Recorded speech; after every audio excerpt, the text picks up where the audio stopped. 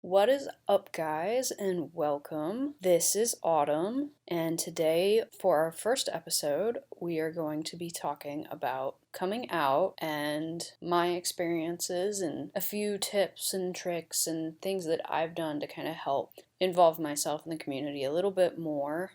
I recently have come out, so I'm still fairly new in the community where I live. So I haven't done a lot yet, but I'm here to give advice and support to listeners who may also be kind of in the same boat that I am. So a little bit of backstory about me is I grew up in a Catholic family. I was put through Catholic grade school, Catholic high school, and then when I got to college, it was public. Didn't have to deal with oppressive probably isn't the word, but I'm going to use it, the oppressive nature of religion. And I was able to explore myself a little bit more and get away from the guilt and just in general crap from going through a Catholic grade school at that time. So when I was growing up, I definitely was attracted to girls, but didn't realize that I was gay because I was told that being gay was wrong. And kind of just pushed those thoughts to the back of my head, just told myself, oh, I'm not gay, I just think girls are really pretty and I can appreciate a very pretty woman, which is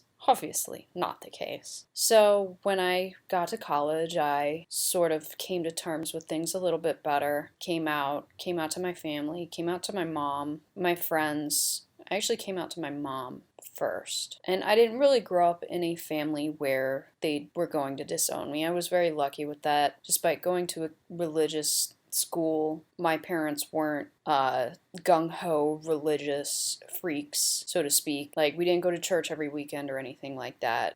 They just thought that Catholic school was the best opportunity given that our public schools weren't so good. So I can't complain about that or anything. But I told her first, and it was really, honestly, lackluster kind of an unfolding of events. But yeah, she's fine with it. She asks about it all the time, asks if I'm dating girls or anything like that. My dad kind of doesn't really have an opinion. He doesn't really talk about it, so. But I actually came out to my friends last because in grade school I was bullied a lot, so I have this kind of coming to terms of I'm afraid my friends are gonna think that I'm their friend because I'm into them and I'm secretly just waiting to hit on them, which is not the case. My friends were fine with it. Many of my friends also admitted that they were gay or bisexual or lesbian as well, so it ended up being a lot better than I had expected it to be. But ever since I've come out, I've been trying to involve myself in the community a bit more, and I think that's a big stepping stone for any LGBT person that comes out, whether they're young or older. It's hard to break into a community when you don't have a lot of assets or resources around you, especially if you live in a smaller town. Like the area I live, it's not a gay hub. There's not like a ton, but there is more stuff around than, I guess, a rural small town. Like we have a small little community with like 2 gay-centered bars and clubs, but that's about it.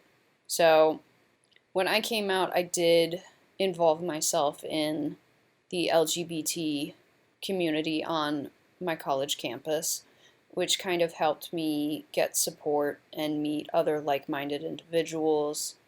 But ever since coming out, I was kind of at a loss for, oh, where will I meet people like me? What will I do? And especially dating. And I went from dating men to suddenly trying to date women, and it's different. It's not like asking out men, so that really threw me through a loop, and I'm still no good at it. I still don't have any game whatsoever. But for me, online dating ended up working pretty good. I've had a few dates, but I know I'm not the only person who always wonders, like, oh, where am I going to meet people? How am I going to date? For me, I've had success with the online dating. I have gone to a few bars and clubs.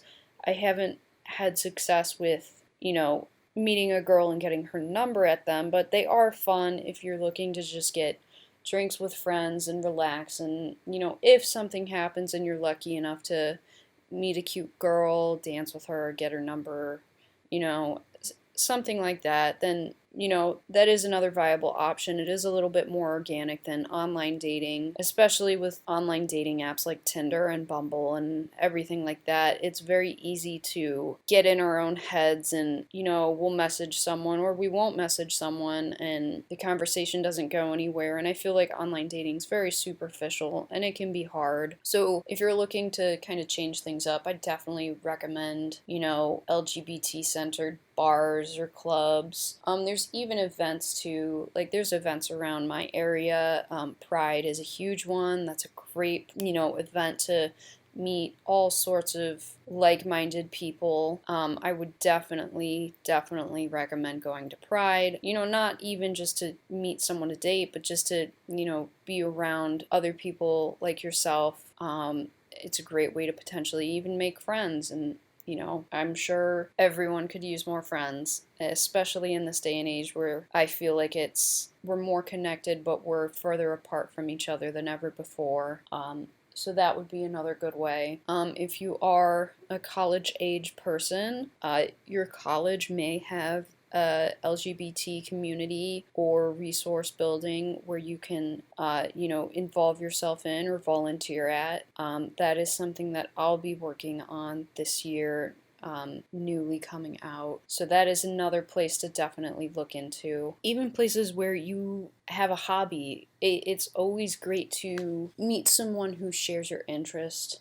For me, I like to work out a lot, so the gym is another good place for you to meet girls. And even if you don't necessarily get a potential date, it's still a place where you can make friends who are open-minded or like-minded with you, and you just feel so much more at home with people that are like you. And that bit alone is so important in accepting yourself and owning yourself and becoming who you're meant to be. And even if you've never questioned your sexuality and you're only just coming into making a name for yourself in the community, then joining groups or going to events or meetups will really help create a solid friend group, a solid foundation, whatever you want to call it, where you'll build your confidence up enough to, start dating or start experimenting or whatever it may be that you want to do.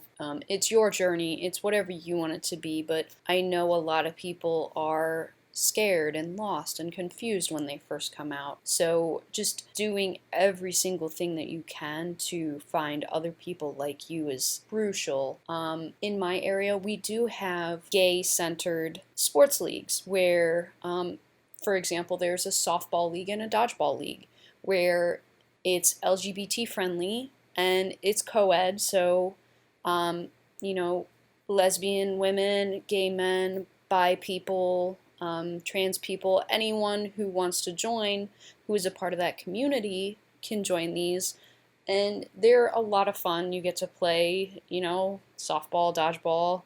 I'm sure they have other sports too, but you get to have fun, you get to work out, you get to play this silly, goofy game with people who are exactly like you or very similar to you, where you might have a better understanding, they may have a better understanding of you, you can make friends, you can start going places with these friends and so much more, and it'll just kind of snowball into its own wonderful little magical thing that could lead to lasting friendships or lasting relationships. And you never know what'll happen, but if you don't try, then nothing will ever happen. And that's both the scary and wonderful thing about dating and coming out, is it gives you a chance to completely be yourself and own who you're meant to be, and it gives you a chance to learn about yourself and learn about the world and learn about other people. And the more you express yourself, the more you learn about yourself, the more you will grow, the better you'll become, and over time you will see yourself become happier, gain confidence, and ultimately you'll end up where you're meant to be. And I wish you all the best in finding that. And that will end it for us on this episode today.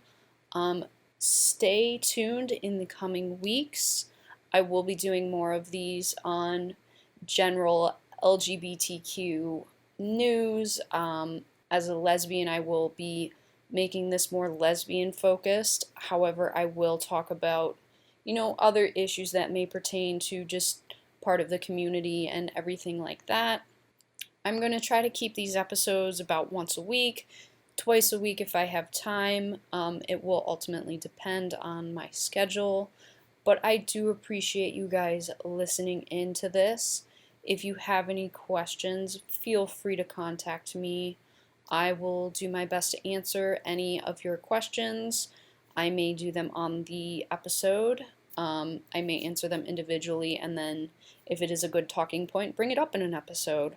So, thank you again, and I will see you guys soon.